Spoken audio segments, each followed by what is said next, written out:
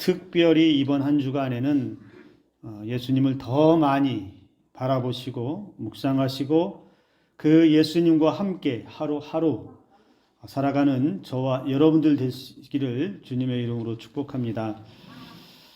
지금으로부터 20년이 훨씬 넘었어요. 아마 제 기억이 맞다면 2001년 정도였는데요. 2001년이면 제가 청년부 활동할 때인데 그때에 8월, 7월 말인지 8월인지 이제 기억도 가물가물하네요.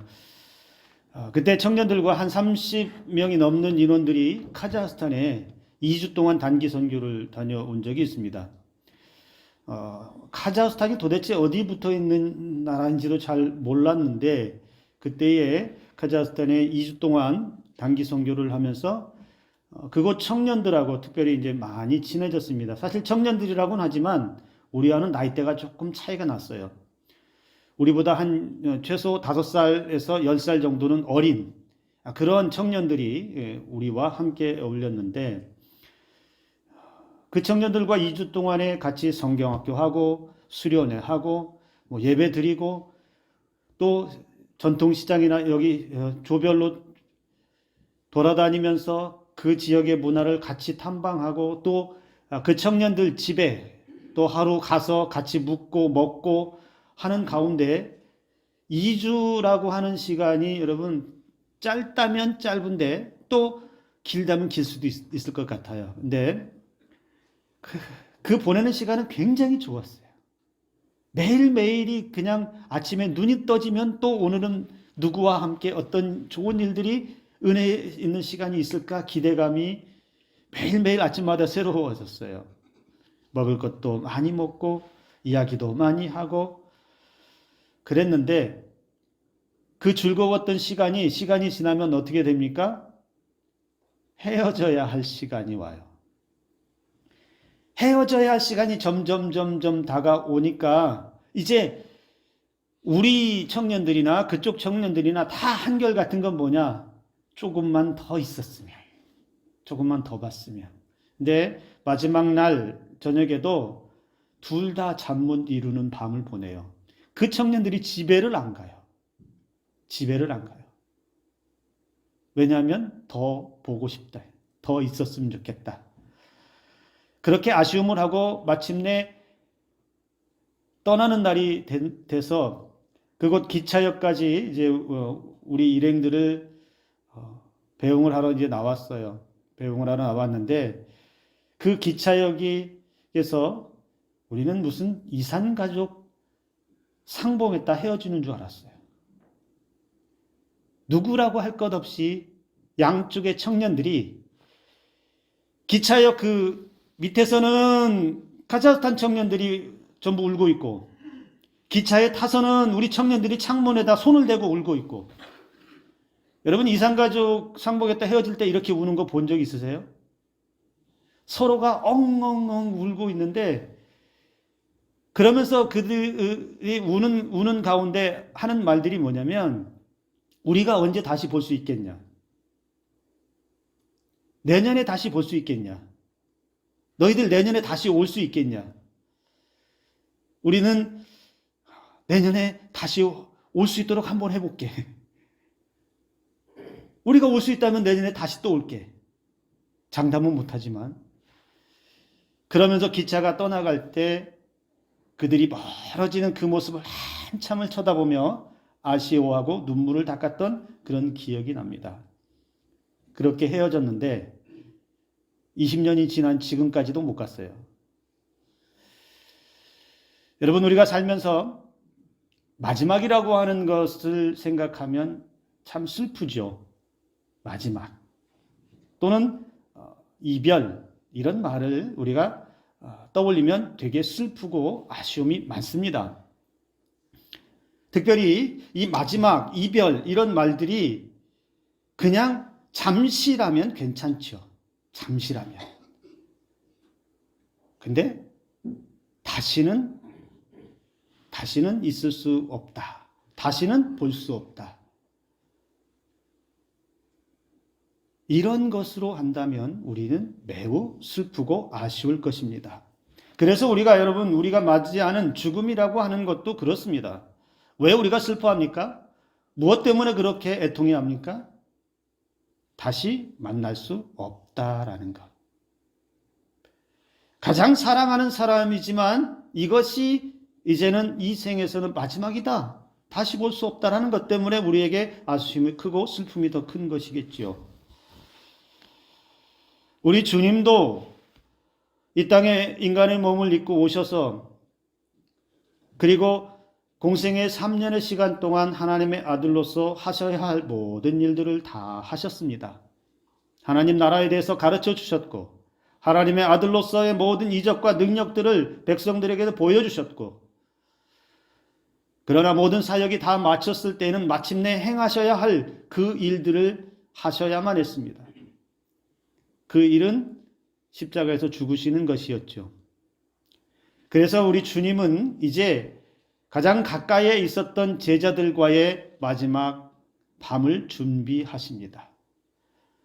제자들은 앞으로 어떤 일들이 일어날지 모르지만 제자들은 앞으로 어떤 상황이 펼쳐질지 정확하게 알지 못했지만 우리 주님은 이미 다 아셔서 이제 사랑했던 12명의 제자들과 함께 마지막 밤을 보내기 위해서 마지막 식사의 자리를 준비하셨습니다. 이것은 예정된 마지막 시간이라고 할 수 있습니다. 예수님은 고난받으시기 전에 예루살렘에 들어가서 고난받으시기 전에 유월절 식사를 제자들과 함께 나누시기를 원하셨습니다. 이 유월절은 이스라엘의 어린 양의 피로 재앙에서 벗어난 역사를 출애굽의 역사 때에 그 때를 기억하며 기념하는 절기입니다. 그런데 이제 구원의 완성을 위해서 어린 양으로서 피 흘리실 예수님 그리고 제자들과 보내실 마지막 유월절 만찬을 제자들과 함께 보내시면서 이제 그 제자들을 식탁의 자리에 초청하셨습니다. 예수님이 유월절 만찬을 위해 제자들과 함께 앉으셨는데 여러분 화면을 좀 한번 보시면 이 화면은 그냥 계속 띄워놔 주시면 고맙겠습니다.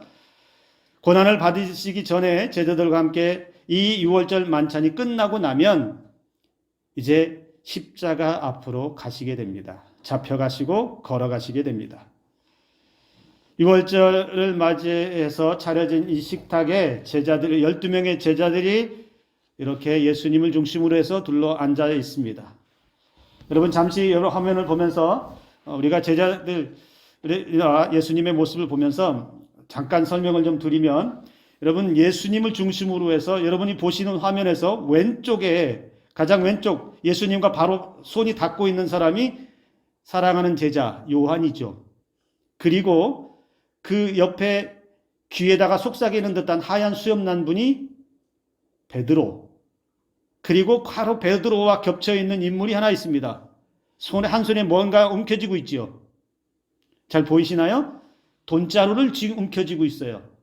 그리고 다른 손은 빵을 집기 위해서 무언가 집기 위해서 이렇게 손을 내밀고 있죠. 이 사람은 누굴까요? 돈자루를 움켜쥐고 있는 사람. 그가 가룟 유다입니다. 예수님과 멀지 않은 거리에 있었다는 것을 말해주고 있죠. 뭐 다른 제자들이 많이 있습니다. 그러나 우리가 오늘 통해서 보면 요한이 옆에 있고 베드로가 있고 가룟 유다가 가장 가까운 거리에 있었고 그 주변으로 도마라든지 작은 야고보, 마태가 양쪽으로 이렇게 나누어서 보진해 있다는 것을 우리는 그림을 통해서 볼 수 있습니다. 이게 레오나르도 다빈치가 그린 최후의 만찬의 그림에 나타난 제자들의 자리라고 볼 수 있습니다.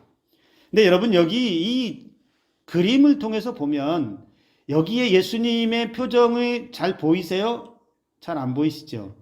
정확하게 그 표정이 어떤 표정인지는 우리가 알 수 없지만 여러분 여기 이 그림만 놓고 볼 때 예수님에게서 슬픔이나 고통이나 아픔이 혹시 보이시나요? 저는 보이질 않아요. 예수님은 이 만찬을 준비하시는 것은 고난과 죽음의 날을 맞이하시기 전에 제자들과 마지막 밤입니다. 예수님은 이 날을 기다리셨습니다. 고대하셨습니다. 왜요? 무엇 때문에? 이 날은 비록 제자들과 나눌 수 있는, 이 땅에서 나눌 수 있는 마지막 식탁의 자리이긴 하지만, 그러나 다시 주님이 오실 때에는 영원한 은혜가 기다리고 있기 때문에 결코 이것이 끝이 아니라는 것이죠. 예수님은 이 식탁의 자리를 어쩔 수 없이 맞이하신 것이 아니라 우리 인간을 향한 구원의 사명을 완성하시기 위해서 그날을 적극적으로 준비하셨고 고대하셨고 제자들과 한 자리에 앉으셨다라는 것이죠. 그래서 예수님은 이 식탁의 자리에 앉을 때에 어떤 마음이 있으셨을까요? 이놈들아 잘 있어라. 3년 동안 속만 지질이 썩이더니 시원하다. 나도 이제 나는 간다. 잘 있어라. 잘 먹고 잘 살아라. 우리 예수님 표정이 그런 표정이 아니라는 거예요. 예수님은 오히려 이 자리를 기뻐하셨습니다.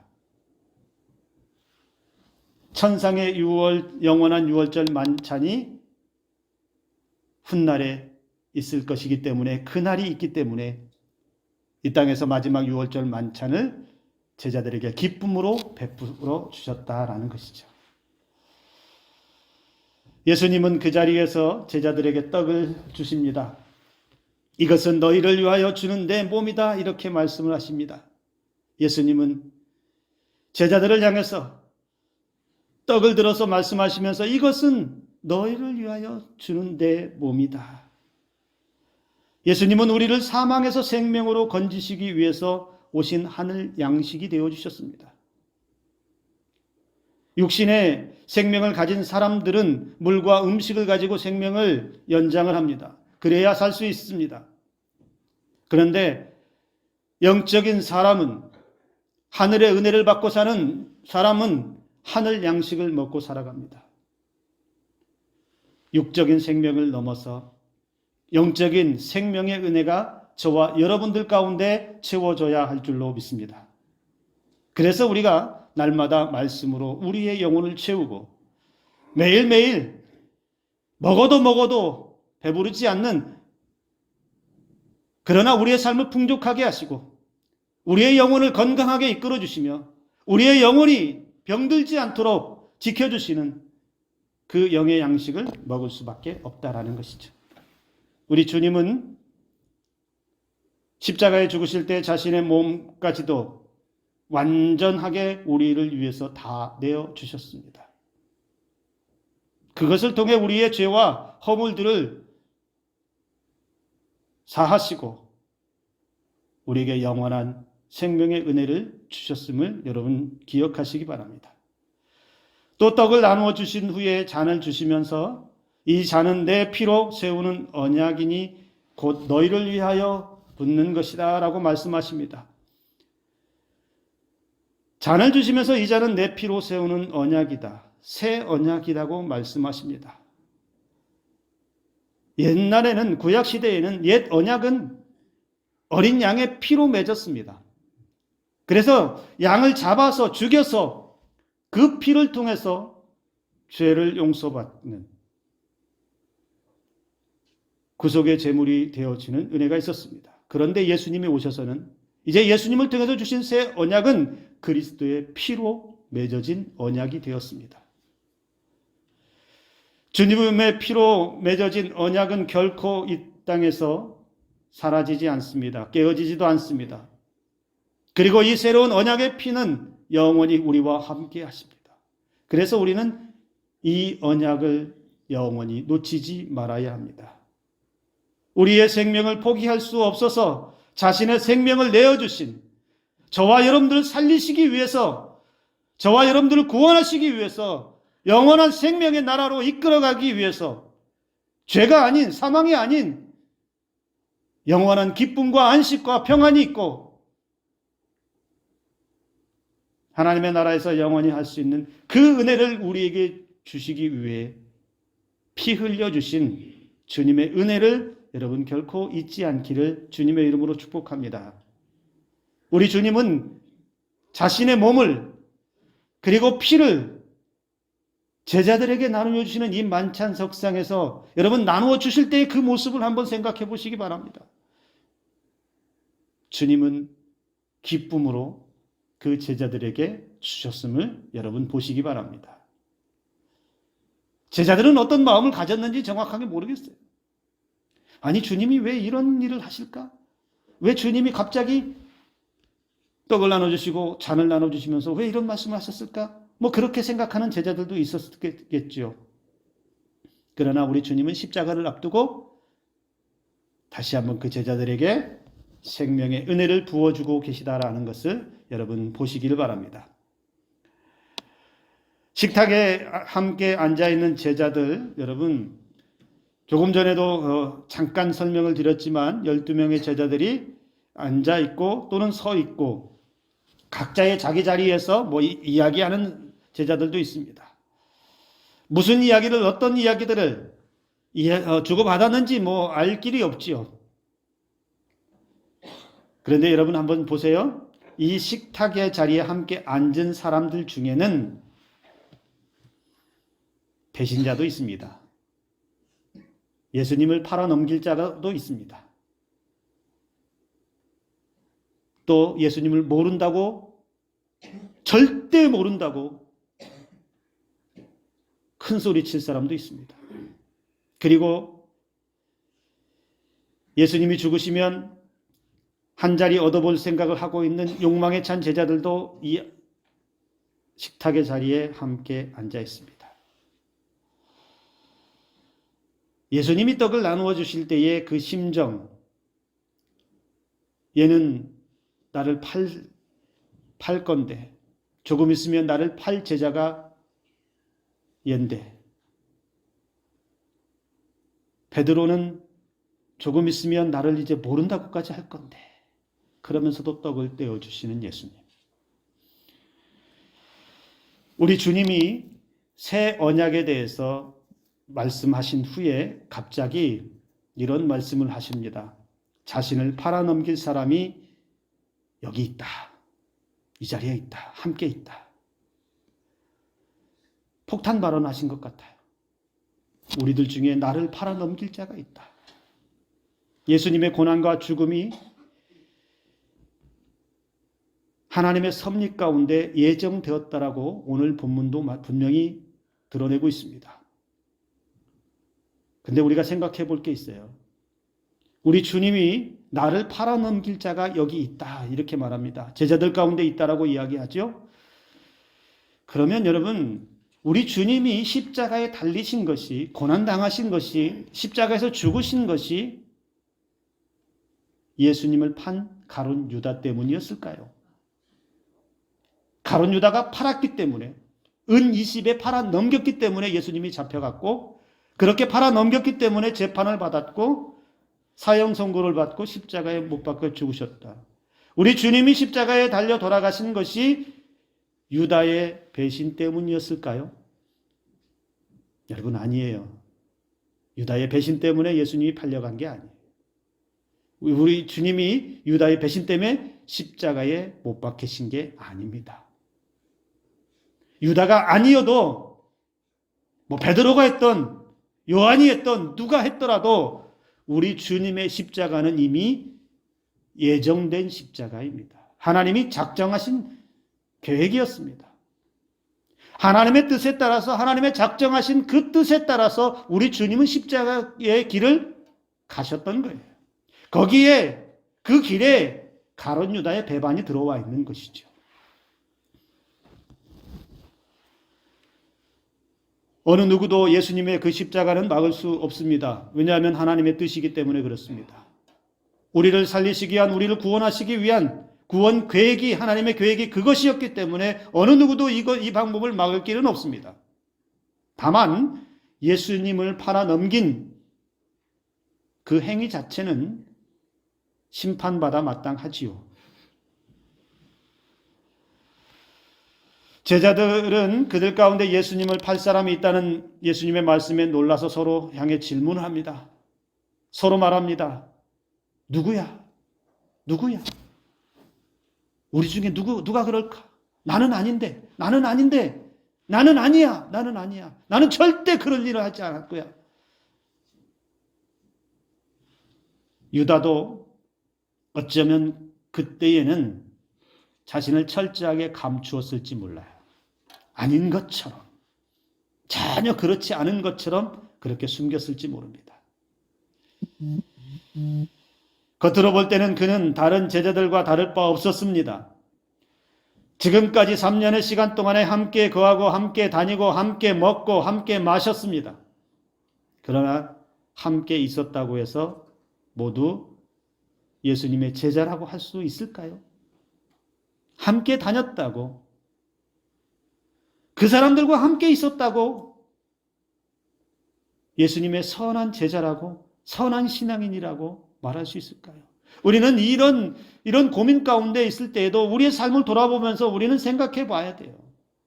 한 교회 공동체 안에 다 같이 있었다고 해서 모두가 다 예수 그리스도 앞에 온전한 모습을 가지고 서 있느냐?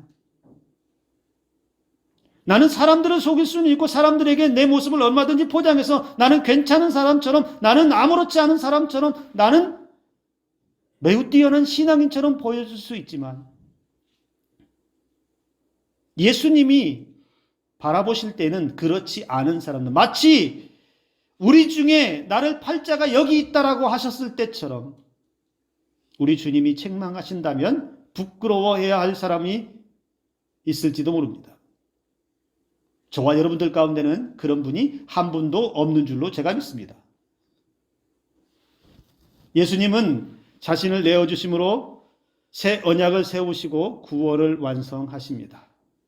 그래서 새 언약 백성으로 모든 사람들이 살아가고 그 구원의 은혜에 감격하며 살기를 원하고 계신다라는 것입니다. 그런데 여러분, 오늘 이 식탁의 자리를 보면서 또 한 가지 우리가 볼 수 있는 건 뭐냐? 예수님은 기쁨으로 이 식탁을 마련하셨고 기쁨으로 떡을 떼어주시고 기쁨으로 잔을 나누어 주셨는데 우리 주님이 보여주신 건 뭐냐? 우리 주님은 사랑의 주님이었다. 이 식탁의 자리는 사랑의 식탁이었다라고 하는 것을 보여줍니다. 유다를 향해서 우리 주님이 그렇게 말을 합니다. 나를 파는 자의 손이 나와 함께 상 위에 있도다. 여러분 그림을 보시면 이해가 되죠? 예수님 손 가까운 곳에 유다의 손이 와 있습니다. 나와 함께, 나를 파는 자가 손이 나와 함께 상위에 있다. 다른 본문에, 다른 복음서에도 보면 여러분 마태복음 26장에도 그렇게 기록되어 있습니다. 나와 함께 그릇에 손을 넣는 자라고 표현했습니다. 또 마태복음 26장 24절에서도 가룟 유다를 향해서 이렇게 말씀합니다. 그 사람은 차라리 태어나지 아니하였다라면 제게 좋을 뻔하였다. 가룟 유다를 향해서 말씀하셨습니다. 여러분 여기에서 가룟 유다를 향해서 예수님이 어떤 저주의 말이나 어떤 책망의 말을 하십니까? 아니요, 전혀 그렇지 않아요. 조금 있으면 나를 팔 제자인데, 조금 있으면 나를 배반할 제자인데, 그게 뻔히 보였고 그걸 다 알고 계신 주님이신데 그 유다를 향해서 뭐라고 얘기하냐? 차라리 나지 아니하였더라면. 우리 주님이 원망하거나 그를 향해서 저주하는 마음을 가졌다면 이런 말씀을 하실 수가 없겠죠. 즉 배신자가 함께 있었고 파는 자가 그 자리에 함께 식탁의 자리에 앉아 있었어도 우리 주님은 그 가룟 유다까지 은혜를 베풀어 주시고 그에게 끝까지 사랑하시는 은혜를 주신다라는 것입니다. 즉 예수님은 제자들과 사람들에게 가르쳐 주셨던 것처럼 원수를 사랑하는 것을 친히 직접 이 식탁의 자리에서도 보여주십니다. 12명의 제자들 모두에게 다 사랑으로 대하시고 한 사람도 예외 없이 그 사랑으로 떡과 잔을 나누어 주신 분이 바로 우리 주님이십니다. 요한복음 13장 1절의 말씀에 이렇게 말씀합니다. 자기 사람들을 사랑하시되 끝까지 사랑하시니라. 배신자가 있어도, 모른다고 부인할 자가 있어도, 마음이 딴 데 가서 콩밭에 가 있어도, 이 식탁의 자리가 무언지 깨닫지 못하는 자가 있어도, 주님의 은혜가 정확히 뭔지도 알지 못하고 그저 그렇게 성찬의 자리에 앉아있는 사람이 있을지라도 우리 주님은 그 한 사람까지도 끝까지 사랑하신다는 겁니다. 오늘 성찬에 참여할 저와 여러분들에게도 해당되는 말씀입니다.